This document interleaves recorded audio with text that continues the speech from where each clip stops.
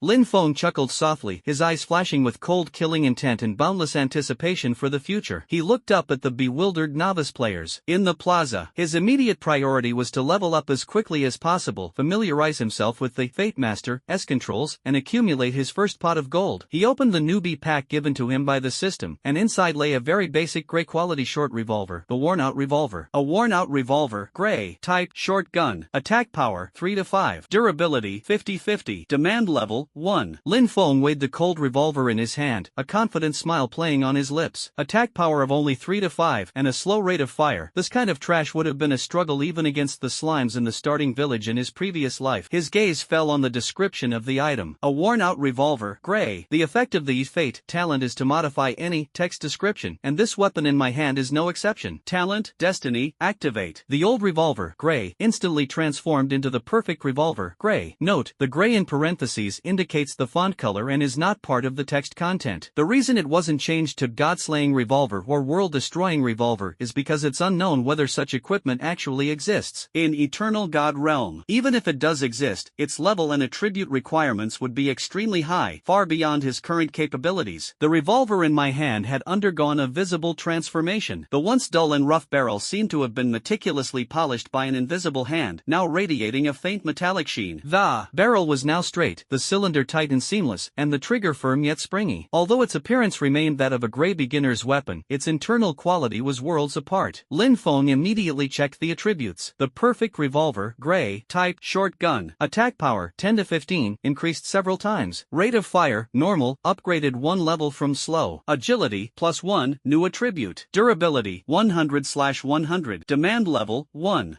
Lin Feng let out a long breath, suppressing the discomfort brought on by mental exhaustion, but a burning flame ignited in his heart. His attack power had increased several times over, and his accuracy had also been further enhanced. Durability is maxed out. What kind of gray junk is this? These stats are comparable to some level 5 green weapons. This perfect revolver will surely become his most reliable killing partner during his beginner phase. Lin Feng holstered his revolver in its simple holster and strode towards the village center, ready to observe this familiar yet unfamiliar newbie village. The square was still bustling with activity. A rough estimate suggested that at least tens of thousands of players were online simultaneously in this newbie village alone. Most were still immersed in the excitement and exploration phase. Lin Feng's gaze swept over the functional NPCs. In the blacksmith's shop, the dwarf blacksmith, Reno, was hammering away at iron blocks, sparks flying. However, his shrewd eyes occasionally glanced at the onlookers, ignoring those dressed in system-issue cloth robes and looking impoverished.